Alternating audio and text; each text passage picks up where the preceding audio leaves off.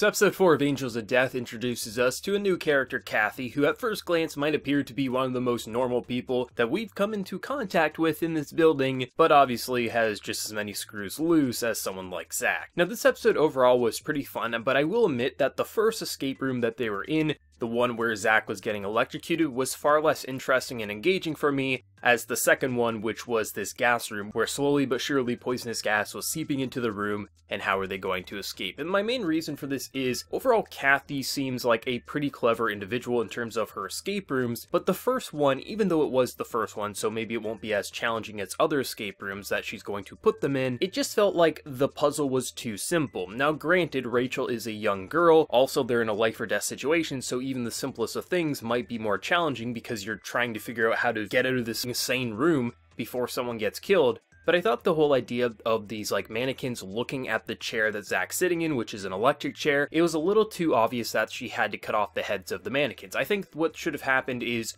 some of the mannequins should have been looking at Zack, but then other mannequins would be looking in different directions. So have 3 or 4 that are staring at the chair, but the rest are staring in complete opposite directions. That would make it a bit more interesting that you only have to cut off maybe some of the heads, not all of them. That's just something that I'm probably going to be the only one kind of thinking of, but that's just how I felt. It was still an interesting room seeing Zack, just being Zack, sitting on the obvious chair that he shouldn't sit on and then slowly starting to get electrocuted more and more. It's up to Rachel to figure out how to get out of there. It was a fun room, but I felt like it might have been a little too basic for some of the other interesting things that we are obviously going to see in this anime, like just in this episode alone, where she has to figure out how the hell are we going to get out of this room with this gas seeping into the room. And I thought it was actually pretty cool that the whole idea of basically taking the criminal's foot, putting it on a scale, weighing it, and supposedly, from what I'm gathering, it seems like basically Kathy wants Rachel to write the answer maybe on the window in a frantic state, something like that. We'll have to wait and see for episode 5, but the escape room with the whole idea of the poisonous gas was really, really interesting, and I enjoyed it overall. But it definitely feels to me like the thing that I'm going to get the most out of this anime until we figure out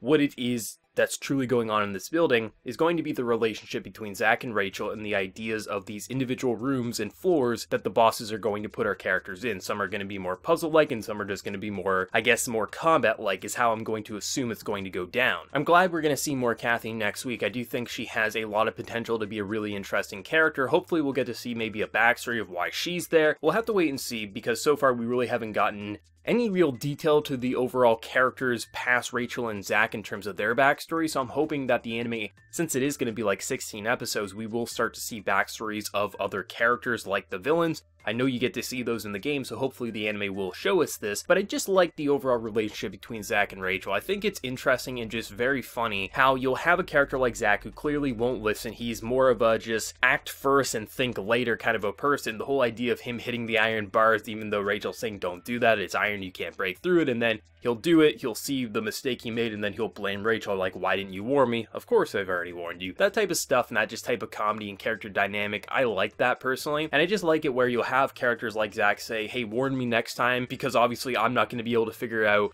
that this is a bad move, and then the next scene, he'll just walk into a room that's clearly poisonous gas, and Rachel will be like, hey, don't do that. He's like, we gotta do it. No matter what, we gotta enter this next room. It's very funny to see just the overall dynamics between the two. You have the girl who just wants Zack to kill her, and then Zack is just this guy who's very much an act first and think later kind of a guy, and it becomes a pretty interesting dynamic, and I think if people don't like that type of dynamic, this is going to be one of the worst shows of the season for them, because it definitely feels like it's going to be heavily focused on that relationship, and overall them kind of protecting one another until they get out of the building. But overall, I am liking where Angels of Death is going. I do like the idea that this building is one big escape room. Each floor is going to have its own challenge, its own obstacles, its own puzzles, its own boss fights pretty much. And how Zack and Rachel are going to overcome it, it becomes pretty interesting. Some floors, some puzzles will be more interesting for each person, like I prefer the gas room over the electric chair, but overall it still becomes a pretty entertaining episode, and as long as it can continue to entertain me,